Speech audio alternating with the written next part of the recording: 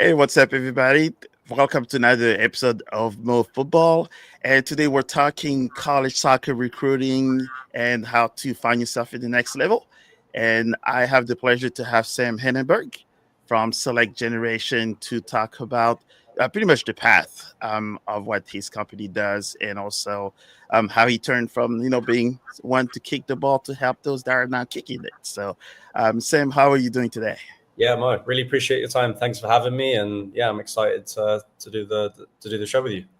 Excellent, excellent. And yes, and so you mentioned that you are currently in Miami, Florida. So is that your new home base, or? Yeah, so I moved to Miami about 6 months ago. I've kind of bounced around all over the US. I went to college in North Carolina, then I did a master's in New Hampshire, and then I was living in North Carolina for a bit. Moved out to San Francisco for a couple of years, and then Miami's been my base for the last 6 months. Excellent, excellent. So yeah, so and the big part is like it looks like you're from Guildford, England. So could you tell us a little bit more of how a Guildford kid came from the UK to the US? Because we all have our funny stories, so Yeah. definitely interesting. Yeah. So I was born in New York City. I was born in Okay. Manhattan. My parents are both English. My parents got transferred over to New York for work, so I was born there. The first couple of years I lived in New York City, and then when I grew up, I moved to UK when I was about 2 years old. I grew up my whole life in England. Like, I don't really consider myself American. I consider myself English. And then when I was getting to 16, 17, my mum always told me, like, if you want to go to the US on a scholarship to go and play football, you can. It's an option for you. And I wanted to go to university. I wanted to keep playing football. And I really enjoy traveling, even from a young age. So coming to the US kind of did all that for me. It was an adventure.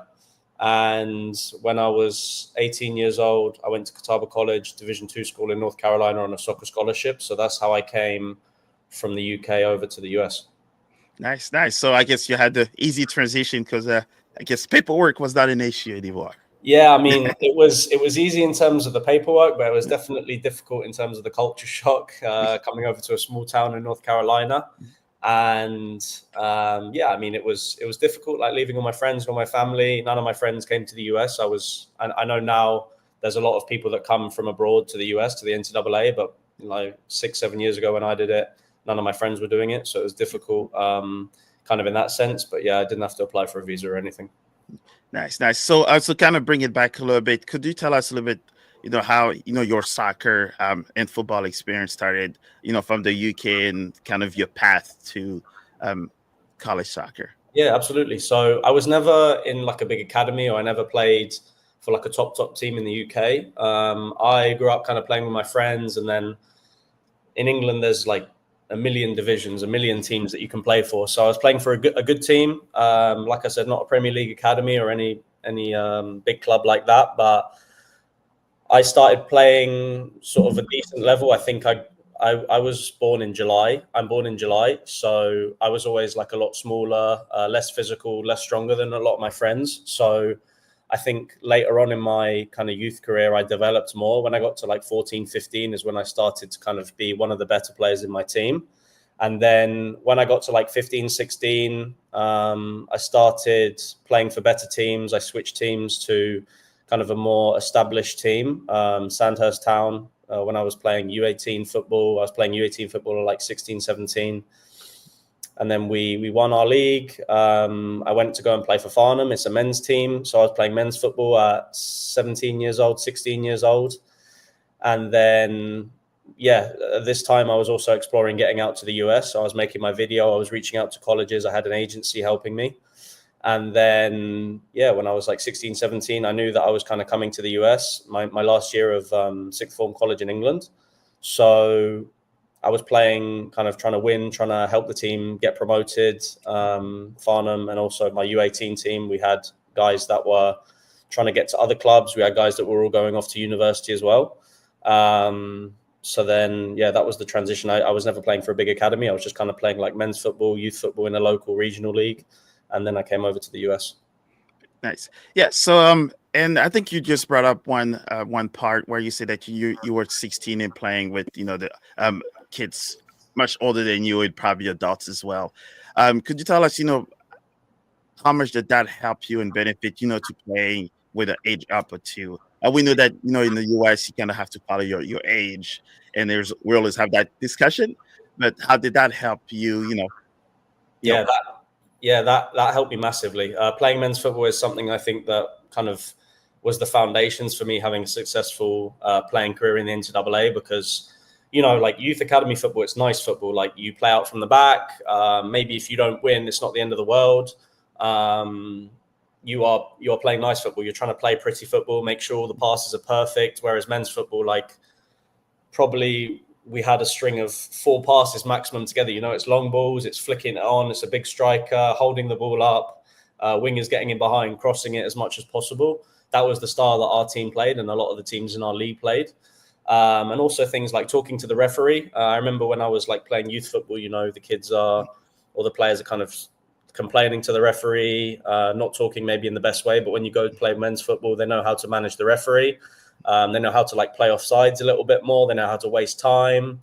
They know how important like set pieces are, for example. So I think, and especially now when I'm talking to like NCAA coaches, they want players that have played men's football. So for me personally, it was a different side of the game that I didn't really understand until I got that. And I think having that at 16, 17, I was like a nippy little winger when I was playing. So I would kind of use that to my advantage. Maybe I was playing against a left back or a right back who was a bit out of shape, the lower leagues of English football. And but then again, like they would kind of use their arms to push me. They would use their body well to make sure I couldn't get around them. And that taught me, like, if I'm faster than the other player, it doesn't matter. Like, he's way more experienced than me. He's talking to the referee, maybe getting me a yellow card when it was never a yellow card offense. So yeah, I think men's football just teaches you a different side of the game that youth football can't really develop you. Also, you definitely found out quickly, who was the stronger body versus you, and I guess how to manage yourself during somewhat bigger. Yeah, absolutely. Like men's football is, I think getting exposed to that is really important. And I think, I definitely made sure I had my shin pads on those games. I'll tell you that. I think we all have those bruises to let us know about those. So and then leading to college, how was your college experience? Coming in from the UK and throughout those years? Yeah, my college experience. So first of all, I went to a Division II school in North Carolina, Catawba College. We probably had the worst record out of any Division II school in the country. I think in 3 years that I played there, we won like 3 conference games out of 30. So, I came to the US, yes, to like study, yes, to travel, but mainly to play football. Like I wasn't going to Catawba College because they had a really good business school. Like that was a good thing, but I went there to play football because I got a good scholarship and I wanted to win. So it was difficult to transition in terms of football because we struggled a lot. We had a really tough conference. We had good players, but I don't know, we just couldn't win. We couldn't figure it out. And so that was difficult. But in the summer, I used the summer to play USL 2. So that was a really good experience. I got to meet a lot of people from the NAIA, Division 2, Division 1, Division 3, junior colleges. And then that kind of gave me a platform to go and transfer to Division 1. So then I played for 2 years at the University of New Hampshire. During COVID, in the spring we played, and then I got an extra year because of that COVID to play in the fall. And then that was awesome. Like I came to the US for that type of environment to play, in front of a crowd, to play at a really high level, to kind of pursue soccer. And that was kind of when I think I had my most memorable time in the US was when I was at New Hampshire playing Division 1 soccer, winning, being part of an amazing team. But yeah, definitely at the start, the culture shock, but also the football, the style of football and the way that kind of the college game is, it was definitely different, but I just had to adjust. Yes, and USL is definitely one of those great ones where you see who's the up-and-comers. So pretty much, so it looks like with your story, you kind of observe the process for not only international players, but pretty much US soccer. So how did, Select Generation come into play? I believe you have also a co-founder. So how was that transaction from kicking the ball to now helping kids kicking it? Yeah, absolutely. So I tried after I graduated from New Hampshire, I tried to play professionally, and I just probably wasn't good enough. I didn't have an agent, so I didn't know how anything worked, and I couldn't get any offers. So I was like, I have an undergrad, I have a master's, I'm going to go and get a job. Like, this is real life now, college is done. I'm not going to be a pro footballer. I need to get a job. So I started working. I moved back to Charlotte because that's where most of my friends were at the time in North Carolina. And me and my co-founder, Victor, we knew each other from USL2. We met during USL2. We actually played against each other 3 years in the SAC conference, Division 2. He went to a school in Orion. And then, so after I graduated, we knew each other. I was like, hey, Vic, I'm going to move to Charlotte. Do you want to get an apartment together? He was moving to be a football coach for Barcelona Academy. And I was working in a finance job. And then we both really missed football. Like, we both wanted to be involved in soccer. Obviously, he had his coaching job, but I wasn't really involved anymore. And going from like playing training every day in the college season to nothing was really difficult for me. Right. So we both joined like a UPSL team. The level wasn't great, but we had like a lot of high school kids that were also training and playing with us. So basically, we had a lot of players that were asking us for advice, like American players from the Charlotte area, like, hey, Sam, hey, Vic, how do I go to this school? How do I reach out to the coach? Am I good enough? How does it work? And for me, like as an English player, you're just thinking, all you need to do is make a video, send it to some coaches, and they're going to give you an offer. Like, it's easy. You just need to reach out to as many coaches as possible. But obviously, for American player, it's completely different. Everyone in the US wants to go to NCAA to play soccer, whereas everyone in England, 1% of people know about the NCAA, So we started realizing that there's a lot of our players, they really needed help and they didn't really have anyone to help them. So then we organized, we had a lot of friends that were in Charlotte that were coaches, assistant coaches, head coaches. So we were like, hey guys, we're going to invite 20, 25 players to a field. Can you come and watch and recruit? There's going to be good players there. So we set up an event. It was basically like we started giving advice to the players, but then we realized like we need to get them seen. Like, we can tell them to make a video, we can tell them to reach out to the coaches, but at the end of the day, they're never going to offer them if they don't actually know how good they are. So that's why we set up a showcase event. Then we did a few showcase events, and kind of there from there grew really. But that was the start of it, really, just helping players on our UPSL team that had no idea how to go to college. So was there one or two questions that kids ask the most during the question they were posed to you? One or two questions that the main often. Yeah, the main question was just, how do I get started? Like, they didn't know how to have a starting point. I was like, yeah, you need to reach out to the coach, but they were like, I don't know how. What do I say? How do I find his email? Do I need to have a video? And then it kind of went from there. So the first question was always like, how do I get started? I don't know where to start. And then the second one was like, how good am I? Like, what is my level? Like, I would say you need to just reach out to the coach. But obviously, if you're a player that hasn't really started his college process at 16, 17, it's going to be difficult for you to play Division 1 soccer. So like, they would ask me, do you think I can play JUCO? Do you think I could play an AIA, D2, D3? So the two questions were, how do I get started? And then what level do you think I'm at? Yep. So it looks like what you just mentioned, especially if they have inspires to be in D1, D2, or 3. It looks like 16, pretty much sophomore year. That's where they should pretty much start the process if they're serious about. Yeah, I don't know. I mean, everyone's process is different. Like, some players at 15, 16, they just want to be pro soccer players. They don't want to think about college. Some players at 15, 16 might be good enough for a pro club, but they want to get their education, so they want to go to college. Some players can start later because they have more contacts, more connections. Some players get offered last minute when a coach sees them randomly at some showcase or gets sent them. So I would say probably at 15, 16, you need to start thinking about it, because that's when really you need to kind of have a head start. But I mean, it depends. It's different for everyone. Yeah. And so was there, if you were to, I guess, met some of those guys or ladies that have already started the process, was there a thing, or I guess a task or a step that that's always missed, or I think underestimating how difficult it is, because a lot of the kids think, okay, I want to play in college. I'm going to make a list of 10 schools near my home. So let's say, for example, Charlotte, North Carolina, it's got 1 million schools that you can play soccer at. There's a lot. That's like a hotbed for NCAA schools. You got Division 1, Division 2, Division 3. In the Carolinas, there's loads of schools. So the players kind of think, okay, I'm going to make a list of 10 schools and I'm going to email them and then see what happens. They email just the Division 1 schools. Their email's horrible. They don't get any replies, and then they kind of stop and think, okay, the coach is going to message me. So I think what players really struggle with is underestimating how difficult it is, and also kind of not realizing that they need to do a lot more than just kind of email one coach, hope that he replies. That's kind of what I think the biggest mistake a lot of players make at the start when they're starting their process. Okay. So it sounds like pretty much how they reach out to the coaches, do the initial research, and it looks like maybe more professional, like emails or reach out. It sounds like. Yeah, it depends. Like I always tell players, like the way you're going to get offers is if a coach sees you in person, so you need to go to a showcase or you need to go to a camp. If you phone a coach because you email him his video, he likes your video and he's interested in you. Really, it's about how many hands you shake and how many people that see your video and how many calls you get on with the coaches. So the more you can do that, obviously, the more success that you're going to have. Okay. Yeah. So, and it looks like you've helped about 60 players to land college deals and 150 international opportunities.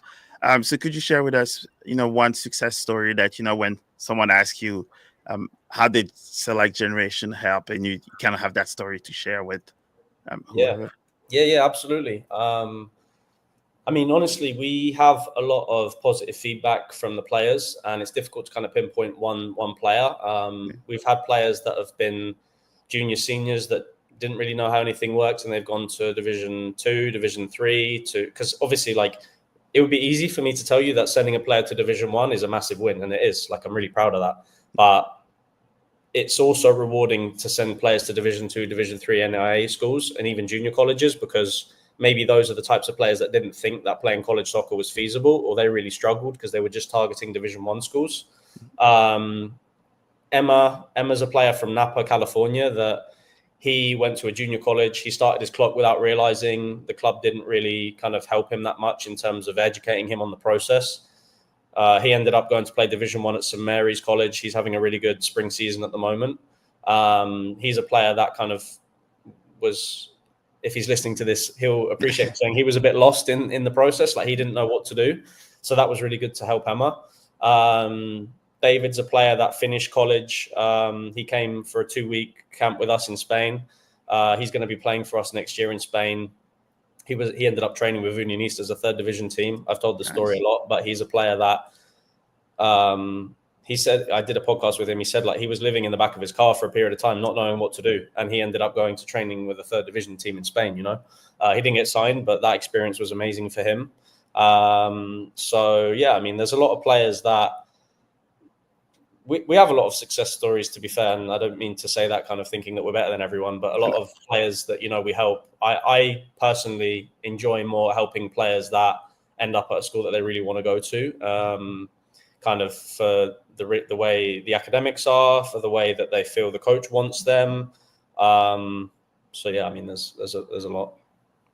Definitely, yes. And I think one of the things that you kind of highlighted that I always try to promote as well is that, even though everybody advertised the D1, but knowing that, you can place someone in 2-3 NAIA as well, it's a huge accomplishment on itself. And try to, tell kids, D1 is nice, but it's a small percentage that will still get through it. Yeah. I mean, I think that, it's becoming increasingly difficult to play Division 1 soccer, like, especially if you're a US, I mean, even if you're an international player. Like, I had a podcast the other day with Matteo, the assistant coach at FIU. The guy played for the Italian youth national team. The guy played for, he's got like bench appearances on Serie A, and he played Division 1 college soccer, at FIU. So, like, you're competing against these types of guys. The guys, if you look at Division 1, are like 21, 22 years old. For you to compete like with that type of player, I mean, those are obviously the top Division 1 schools. You have like mid-major and lower Division 1 schools, but still, like, if you play college soccer in general, junior college, NAIA, Division 3, Division 2, like, it's a win. Like, that's massive. Like, the amount of players that I'm not good enough to go and do that is a lot. So really being grateful for that, kind of, that's what I try and tell the boys. Like, you need to be open-minded with these experiences. And at the end of the day, like, just because you go JUCO, D3, D2 doesn't mean that you're not going to play Division 1 soccer. Like, if you play well, if you have the stats, if you want to transfer, that option's always there too. I mean, I don't think that you should go to a school planning on transferring. But if you really, I mean, obviously, if you go in JUCO, you'll need to transfer. But, like, Division 1 as a freshman is not the only way to get to Division 1. You know what I mean? Yes, and I guess per experience, I know a few friends from even friends that played academies, trying to come to the U.S. They're becoming to starting to figure out even the NCAA. It's not as you have a French passport, so they will think that you're the best player. And you still have to show up, and it's becoming more and more difficult to join the ranks. Even Division 2, from what I understand, it's Yeah, becoming even harder at yeah, that point. yeah. Like, I mean, I think it sounds a bit crazy, but from my perspective or from my experience, it's almost harder as an American player to play Division 2 than it is to play Division 1, just because like Division 1 schools obviously have got a massive grasp on the best American players because they go to MLS Next Fest, Flex Fest, Yeah, they go to the GA Cup, they go to ECNL tournaments, etc. So they know where all the best American players are. They go to the Pro Academy games. So then the D2 schools are like, I can't really attract the best American players, so I need to go internationally to recruit, So, yeah, it's difficult to play college soccer in general. yes, and so I think probably to circle back a little bit. So I was surprised, how many colleges are across the U.S. So when you were doing during your process, how surprised were you that almost every other half of the country may have maybe 2 or 3 D1 school, but then they have 15 Division 2 and 10 Division 3 and 20 Yeah, JUCOs. yeah, How was that surprising to you? Because it looks like there's a lot of soccer players to pick yeah. from. It's funny.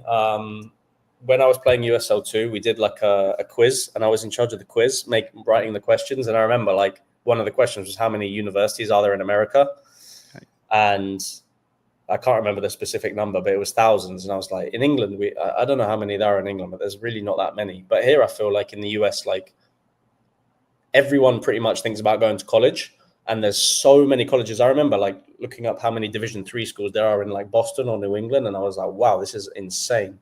But I mean, I think it's part of the culture in the US, like going to college, like everyone kind of, one of the first questions when you meet someone out or for a coffee or at the bar, oh, where did you go to college? Like it's kind of a norm. So yeah, I mean, it's amazing how many colleges are. I mean, obviously I think that's good for the country because it's good for the education system for people to go to college and get educated. But yeah, the scale of it is amazing. Yeah, and I will tell you a fun stat here in St. Louis, Missouri.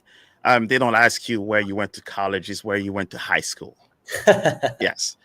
You could even go to Yale, and if you do not say the right high school in St. Louis, they will kind of look you on the other side. So yes, maybe the rest of the country is where you go to college, but here in St. Louis, they will ask you high school first. That's funny. So beware if you were happen to come here, and yes, that's I'll let that's you how know. they start every conversation. Yeah. So, and on that part, so now that you've seen, kids trying to go through the process, parents. So how on the parent side of things, is there a few tips that you could share to the parents that have kids that are going to that process? Yeah, yeah, for sure. I mean, what I would say for parents is it's like applying for a job. Like I talk to a lot of parents and I say, if you were applying for a job, what steps would you take? It's pretty much the same thing about trying to get recruited to go and play college soccer. Like you need to kind of market yourself. You need to have a good resume. You need to reach out to as many people as you can. And then that's going to be like, if you were applying for a job, how many people are going to set up an interview with you? It's like setting up an interview. So, I mean, in terms of like the support system for parents, I think parents that are like it for a college soccer player for a high school aged person that's trying to get recruited to play college soccer, it's overwhelming. Like you feel like you're always behind. You're looking at your teammates committing to school and you're thinking, why is it not me? I'm better than him. He's going to this school, but I'm better than him. But maybe it's because he has a bigger budget than you. Maybe it's because he has better GPA than you. Maybe it's because he went to that camp and you didn't. Like there's a lot of things that you don't really understand. So for parents, I think they just need to be a good support system. Like, listen, I mean, I mean, I'm not a parent, but if I Yeah. was a parent, I would just tell my kid, like, listen, it's a long process. There's a long journey. You don't have to commit tomorrow. Like, we're going to support you all the way. If you have questions, like, come to me. But I don't think you should be like on the kid, like, hey, you need to do this. You need to do this. You need to do this. I mean, I don't know how it depends because some some kids are a bit, I don't want to say lazy, but they just kind of go through the motions and they don't reach out to coaches. So like, if that's your kid, then yeah, maybe you need to be like, hey, you need to be proactive and you need to do some things here. But just being a support system, I would say that's the biggest thing for parents. Like, make sure your kid is like, happy, make sure he's motivated, because if he's not motivated, then he's not going to do it. And maybe college soccer isn't for him too. Like, you might want your kid to go to college and play at a Division I school and you put a lot of pressure on him.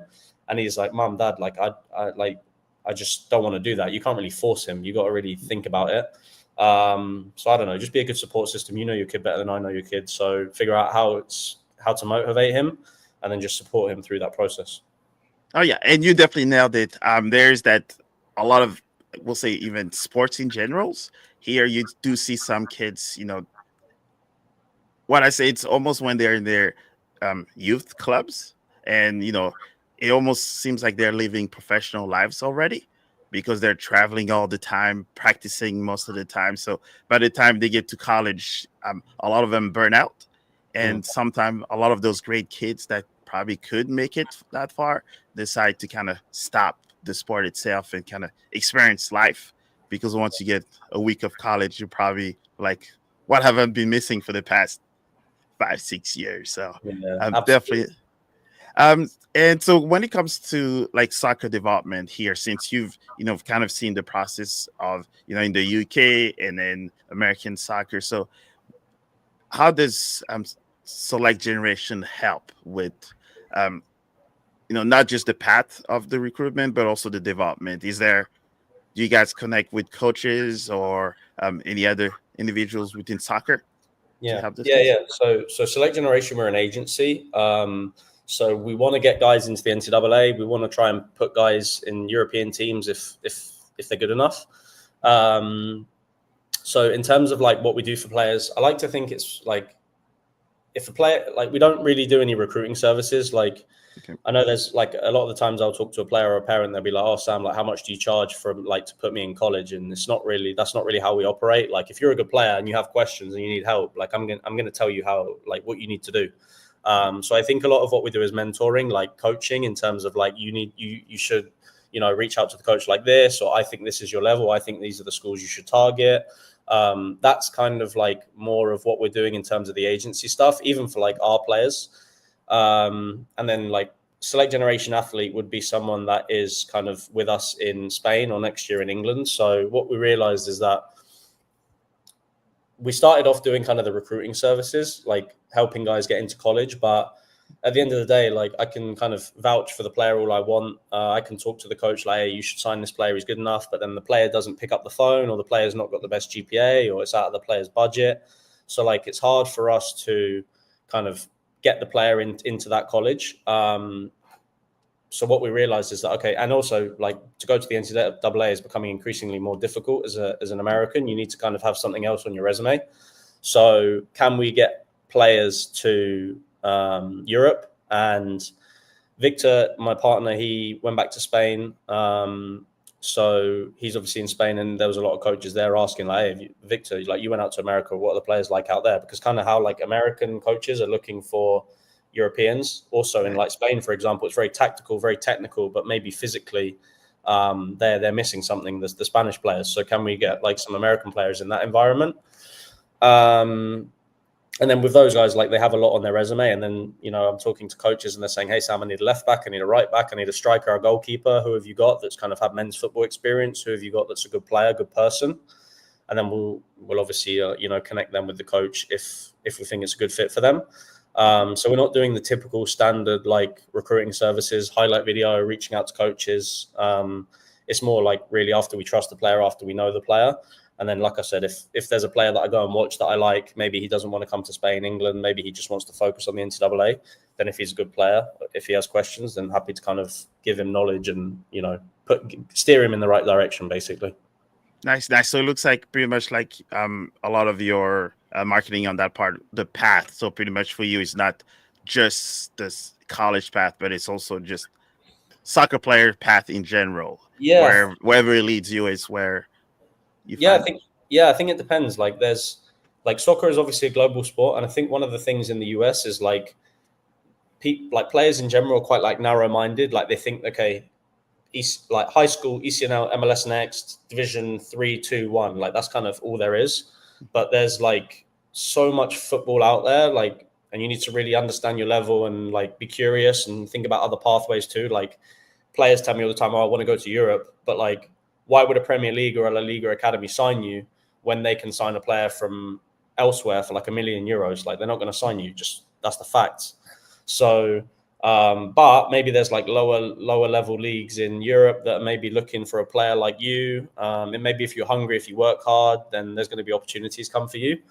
So I think like just being curious, just being open-minded, and also like there's a lot of different pathways. I mean, like I said, like D1 might be your end goal, but you might go there for going to Europe first. You might go into junior college first. You might go straight there from high school. You might go straight there from MLS Next.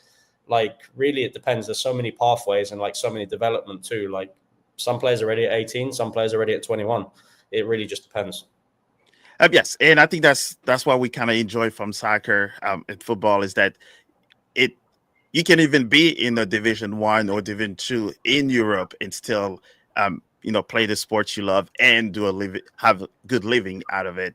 So that's where so for you, when you hear someone says, I want to play in Europe, when I hear it, I say it doesn't matter which league you go to, even the level. But when you hear some of your players, when it says, I want to go to Europe, are they only targeting division League 1 or the championship, or they're like, I just want to play in Europe? It depends. Like, I think that's kind of like the education piece and like mentoring the kids too, because a lot of them, they watch Real Madrid, they watch PSG, they watch Champions League, and they want to go and play in that environment. And it's like, you are way off it. But then it's like educating them, like England has like 15 different levels. Like, so at the bottom, probably if you're a good technical player in the US, there's going to be a team that needs a player like you. But then it's like, do you have an agent to kind of navigate that for you? Are you doing that completely blind? So to answer your question, I mean, players, when they say go to Europe, most of them, the players that we talk to, think about like the academy level, because they know they're not ready to play men's football. So they need to kind of have a bridge to it through an academy. And then it depends. Like, okay, that's like when we talk to players, it's like, okay, like when you want to go and play in Europe, like, what do you mean? Do you want to go to like a La Liga academy, a League One academy, or do you want to go like lower league football? Like what do you mean by that? And then when we kind of understand all the information, then we can educate the player. Like, look, okay, this might be your level, this might be your level. But at the end of the day, like, you need to go develop, play well, and you need to have a good resume before anyone's going to take a chance on you. So yeah, I mean, it depends on each player. Excellent. So yes, and as we close out here, we'll have about 5 fun questions for you towards the end. But for the one last serious question, so you've gone through the whole process and the path. So what is one lesson that you've learned during your playing career that you want to make sure that you share that with the kids that are going through that process now? Yeah, that's a good question. One lesson that I've learned from my playing career was that I don't want to say just work hard and be consistent, because everyone says that, but I think fair. Being likable is really important, because when you're networking is such a big part of football, and players don't really understand and they don't really realize that, right? So I think you need to be likable, because if you're going to a showcase or a match and you kind of have your head down, you're nervous to talk to coaches, you're nervous to talk to other players, you're not likable. Like, I talk to so many like club coaches of their teams, and I'm like, okay, who's a good player? Like, I like this player. What can you tell me about him? Not a good attitude, and that kind of puts me off the player, obviously. But then they'll say, oh, Sam, but I've got this player. He's always early to training. He's always got a smile on his face. He's a good teammate. You should have a look at him instead. And I think that's really important in football, is to be likable, have a good attitude, because at the end of the day, like, everyone talks to everyone. And when you I've taken players, or like some players are in the NCAA because they were more liked than their teammate.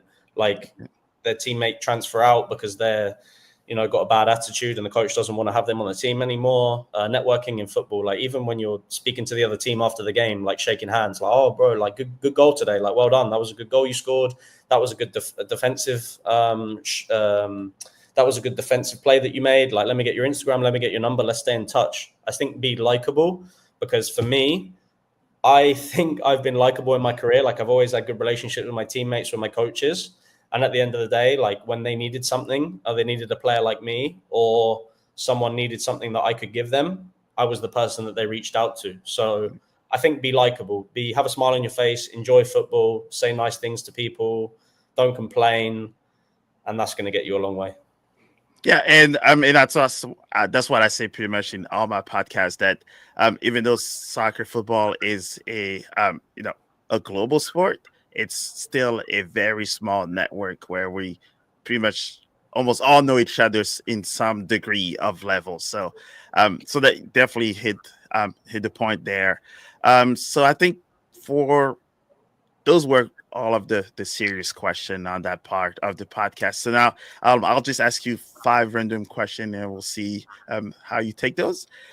So now that you are living in Miami now, so are you technically an Inter Miami fan, or you've grown throughout the years to watch any other team? Doesn't matter if it's MLS, USL, or etc.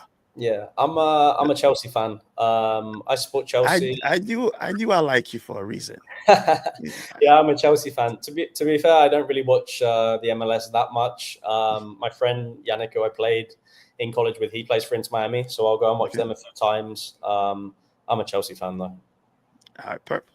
I'm a Chelsea fan too. Since Claude Makelele moved to Chelsea, that's where I became one. So Love it. I've been quite spoiled. So you see, it's still a small world, because now I get to talk to Chelsea fans all the time. So, well, I guess as a Chelsea fan, what?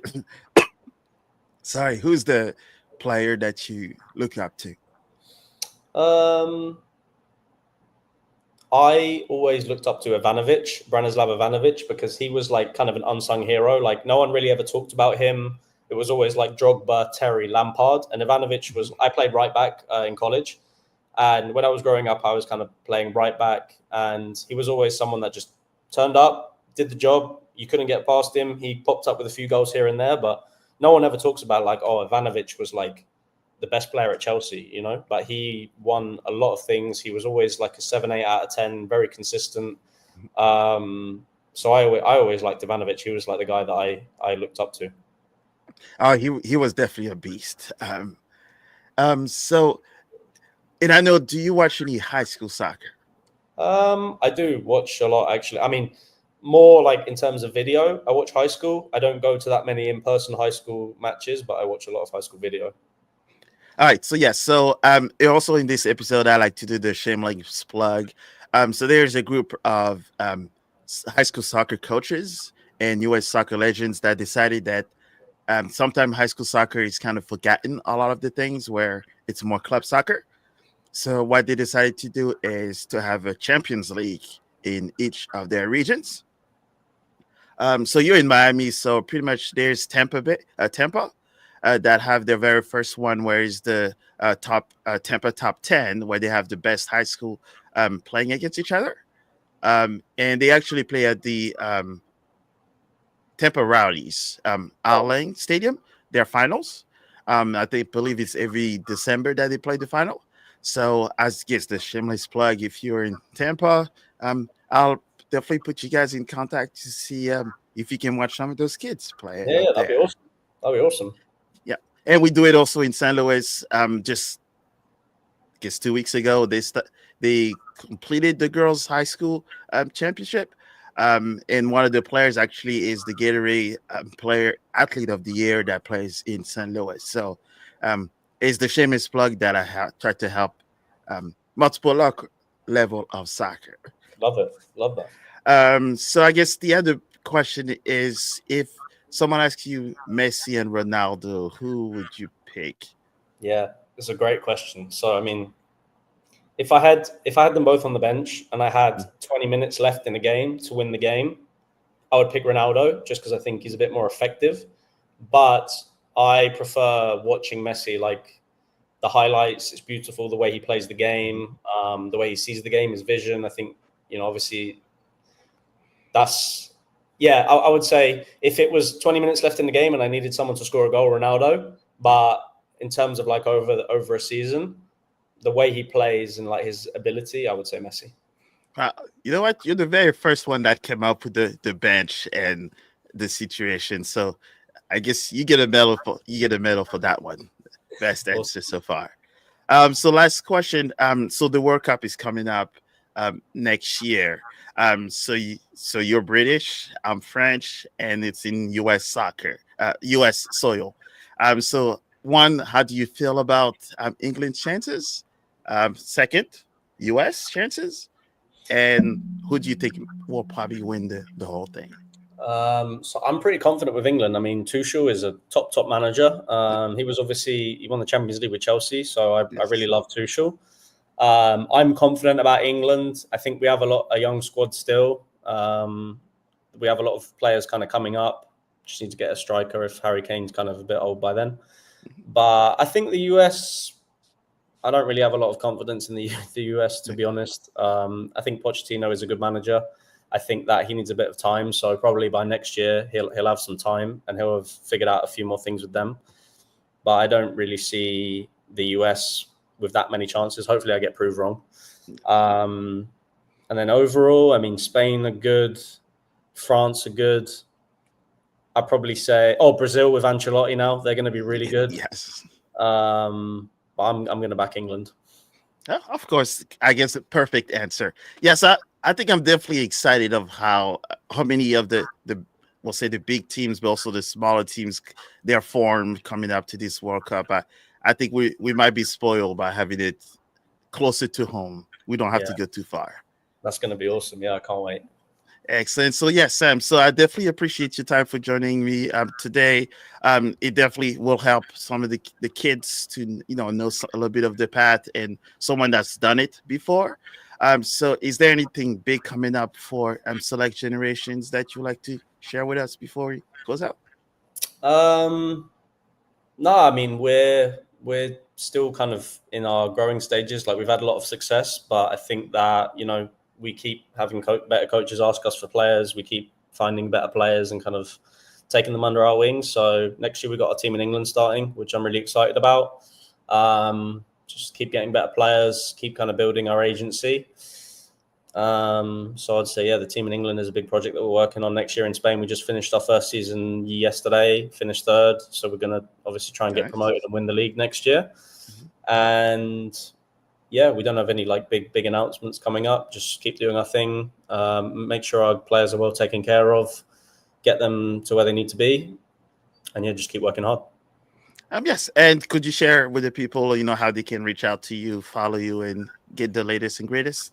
Yeah, so we post most of our updates on Instagram at Select Generation. That's where you'll find most of our content. Our YouTube channel, we've got a podcast of our own. So if you want to listen to me having conversations with people, then our podcast on YouTube. On YouTube, we have a lot of videos, so you can find out about us. And then my personal Instagram, Sam Henneberg. If you listen to this and you want to have a conversation, or you're interested, or I don't know, I said something and you agree or you disagree, just message me. But probably Instagram at Select Generation and YouTube. That's where you'll find most of our content. Perfect. Yes, and we'll definitely put all the details in the comment section and follow up. So definitely appreciate your time, Sam. Looking forward to a little bit more of your podcast and see what you have coming up next. Other than that, everyone, do the normal stuff, like, share, subscribe, But hopefully you enjoy soccer. Stay dry, and I hope you all have a blessed day. Take care. Cheers, man. Thank you so much.